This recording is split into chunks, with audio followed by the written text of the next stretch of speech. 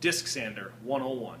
So we're talking today about our 20-inch disc sander, and this thing is an amazing piece of equipment. It's like a 5-horse, 3-phase industrial motor, very powerful, serious business when it gets spinning.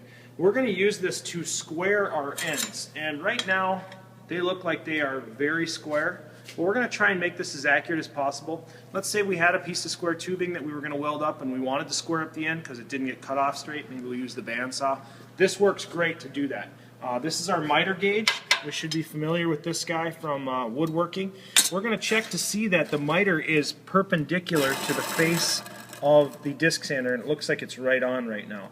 So we're going to use this miter gauge as a guide.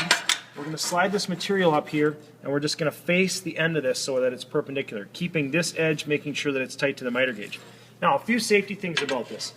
First of all, it's going to spin clockwise right now. That's the way it's set up to spin. So we only want to sand on the downstroke side. If we tried to sand over here, it's actually going to lift our material up. That could be bad. Okay? So, downstroke side, we don't have to worry about anything. We also want to keep this guard in place. There is a gap between the disc sander, and the worst thing that could possibly happen is to get something wedged in here, like your fingers. But if you're trying to grind small material, you'd want to be conscious of that as well. Really, as a rule, if you do anything shorter than 6 inches, you should talk to us. Now, in this case, we are, and as long as we keep this flat on the table, this actually is too thick that it won't fit down inside there. So you're relatively safe, but you want to keep your fingers back as far as you can while still controlling the material. So I'm going to drop this guide down.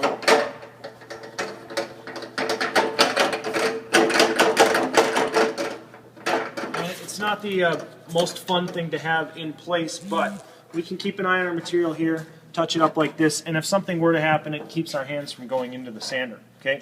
Other things to consider, really just don't grind anything that is a smaller diameter than the gap between the disc sander and the table.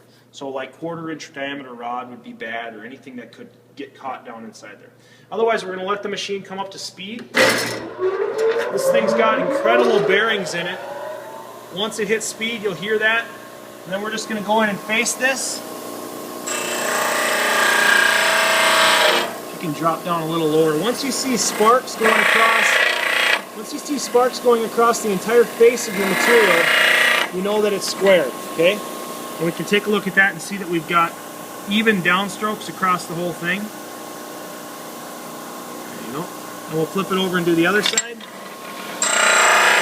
Notice that I don't have sparks on the outside yet. I'm going to press a little bit more. Right there, it looks like I've got even sparks. And then I can check the end to make sure that I've got this cleaned up. Beauty. Okay, stop this off, shut this off, and 5 minutes from now it'll still be spinning. It's got incredible bearings, so be conscious of that when you leave it, that it's still somewhat active. We don't have a brake on it, we just let it run. It's probably slowed down about 2 RPM so far. It's a lot of mass in that big aluminum disc behind there, so it's a pretty serious machine. Okay, on to the next step.